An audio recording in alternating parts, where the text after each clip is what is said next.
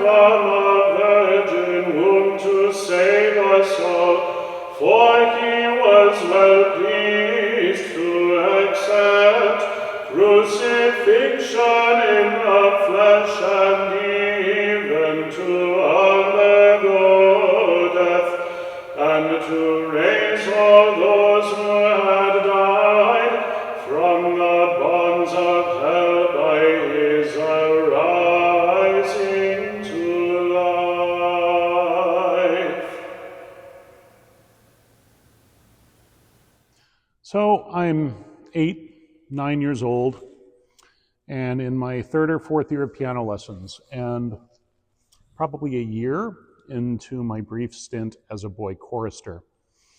And my dad, an amateur musician in the best sense, somebody who plays music because he loves it, says, "Let me teach you the only music theory you will ever need to know." He calls it the phone number. 02212221. And it's the intervals of the major scale, counting half steps. 02212221.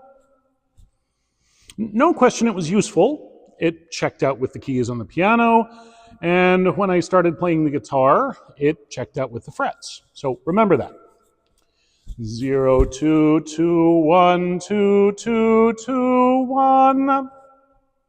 And I'll tell you, I remembered it, and it changed my life when I figured out the full range of how I could apply it. Is it the only music theory I need to know? No. But I will say that for me, in my musical mind and soul, it is the reference point that everything else I do need to know expands from. More important for the story I'm telling right this second, I can point to several specific albums that I grew up with that broadened my musical horizons from an early age. I can't play any of them for you right now since I have neither permission nor the budget to defend fair use claims. But I can at least tell you what those albums are and then link to a playlist. So first off, probably Paul Simon's Graceland, released in 1986, but which I didn't really listen to in its entirety until probably 1988, maybe 1989. There's a lot of criticism that can and should be laid at the feet of this album, and perhaps Paul Simon himself. But besides being for me an introduction to the general concept of what gets called today global music, reading the liner notes when my parents bought the CD, it was the first time I can ever remember of somebody really putting music into a cultural context, even down to particularities of things like vocal production and talking about the idea that music had sources. That was completely new to me. I mean, I had heard Russian music before without anybody calling attention to it being Russian. I'd heard German music without knowing it was German. I'd heard English music without knowing it was English. And absolutely, I had heard American music my whole life without anybody particularly calling attention to it being American. Now here was African music by African artists, and the trail of influence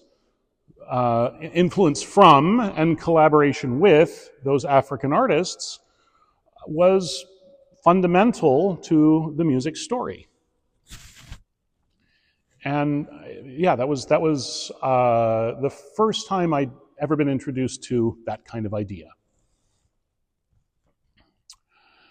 Another formative album, probably Cocteau Twins, Heaven in Las Vegas, released in 1990, and which I first heard early in 1991.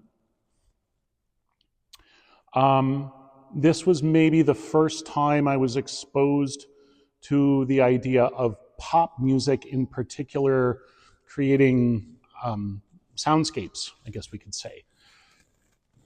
More important, Elizabeth Fraser's gorgeous, otherworldly voice in its prime, and her focus on vocal beauty as an abstraction of clearly deeply felt internal meaning rather than a presentation of words. That introduced me to the idea that the voice could function first and foremost as an instrument. And then where I'll end the discussion today, maybe the most important of those three, Peter Gabriel's Passion, his score for the film The Last Temptation of Christ. The film came out in 1989, I think, and the recording the same year. I first read about it when it came out, but I don't think I had any kind of a chance to hear it until probably 1991 or 1992. And I'll tell you what, well, I still have never actually seen the film. I have listened to the recording from start to finish, which, by the way, is the only way I listen to it, from start to finish, several times a year since the day I got it. Probably more than any other recording from my teenage years. Peter Gabriel's Passion broadened my oral palate in ways I'm still discovering. The combination of instruments, vocal techniques, scales, and musical devices such as drone, and Peter Gabriel's active inclusion of artists and collaborators from Armenia, Morocco, India, Egypt, Turkey, among others. It was mind-blowing.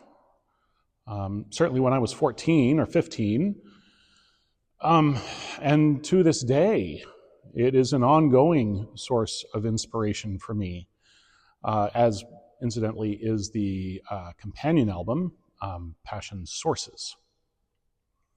I need to see the film. I have a much deeper understanding now of the context for who Nikos Kazantzakis was and his work. Certainly I would have a way of understanding that as an adult far better than I possibly could have as a teenager. One fun musical lesson to kind of tie everything together here from Passion, even though I didn't know this at the time, the opening track, The Feeling Begins, basically the opening credits, was almost certainly my first exposure to what are called maqamat, the musical system of modes prevalent through the Middle East, Turkey and Ottoman classical music and beyond, the Eastern Mediterranean overall, North Africa, and so on. In The Feeling Begins, the duduk is playing in what I'm pretty sure is the maqam called Hijaz Humayun. Now, for my BizChant peeps listening along, what that essentially means is that we have a hard chromatic pentachord, pa to ke, pavuradike. And then there's a permanent sharp on the ke, so that the zo up above it is flat, and then the ni is natural. Ke zo ni zo ke. And so you have this lick. Paradike zo ke ni zo ke di avu pa. Now, if you happen to know that I'm wrong, by all means tell me, but I'm pretty sure that's what's happening there. And if you didn't understand a word I just said, no worries, I will come back to all that. It all ties back to what I started with, the phone number, 02212221. Hey, if you enjoyed this, or at least found it interesting, please like and subscribe. And consider making a gift to Capella Romana at the link I've shared with the video. Thanks very much. There is more to the story, and I will tell you more next time. Bye.